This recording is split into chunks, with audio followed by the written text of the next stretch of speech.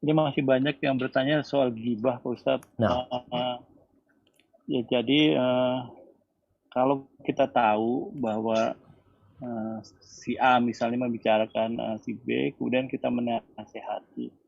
Kiatnya bagaimana? Karena bisa bisa jadi teman kita si C misalnya tidak suka kita menasehatinya karena dianggap juga itu ikut campur urusan dia. Seperti itu.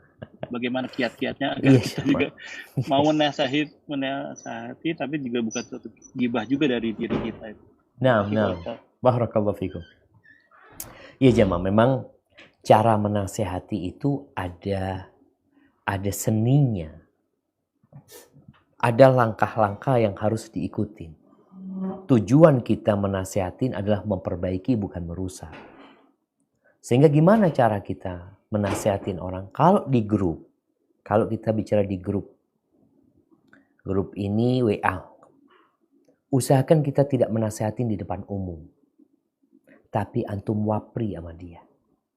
Sampaikan kepada dia tanpa diketahui orang lain. Karena secara tabiat manusia itu nggak ingin dikasih nasihat di depan orang. Maka kita pun harus memahami tabiat tersebut. Ana pun nggak suka kasih nasihat di depan orang. Terus, ya secara pribadi kasih nasihat. Sampaikan kepada dia, afwan ukhti atau afwan akhi, ya sampaikan mohon maaf ya. Mungkin omongan ana dikasih muqaddimah lah. Mungkin antum nggak suka, tapi ana sayang sama engkau sebenarnya. Soalnya ana pernah dengar tentang ancaman buat orang yang gibahin orang lain ya kayak gini. Kalau memang fulana itu seperti yang kau katakan, gimana kalau kita kasih nasihati dia? Artinya kita bawa dia, kita merendah di depan dia dengan harapan dia mau menerima. Tapi jemaah, kadangkala kita udah baik caranya, udah lembut, tetap gak suka. Ada orang yang ngasih nasihat anak. Yang mengatakan, Syafiq, antum kalau ceramah tolong jangan nyinggung orang lain. Dia mengatakan kayak gitu sama anak. Karena Nabi tidak pernah menyinggung, menyakitin orang lain. Subhanallah. Anak sampaikan kepada dia, Nabi itu dibenci sama penduduk Mekah.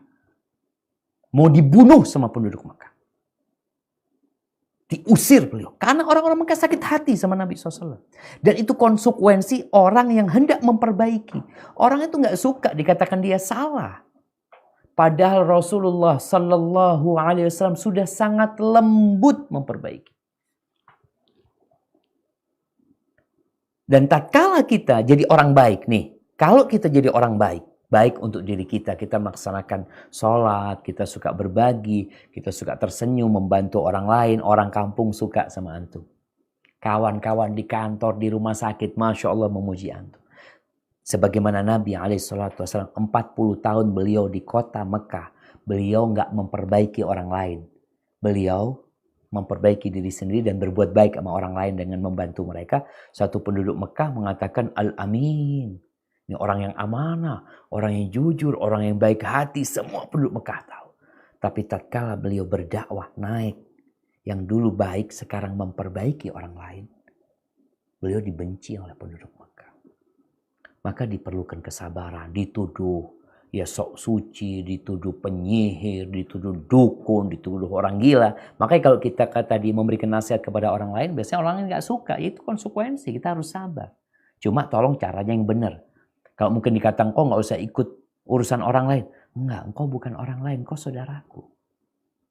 Kalau engkau orang lain, iya. Terus siapa saudaraku? Maka ucapkan bahwasanya aku ini cinta sama engkau. Engkau itu saudaraku. Tapi tetap orang akan benci sama kita jamaah. Dan itu konsekuensi. Sehingga seorang muslim itu jangan mencari keridhaan orang. Tapi carilah keridhaan Allah subhanahu wa ta'ala. Hada wallahu alam bisawab.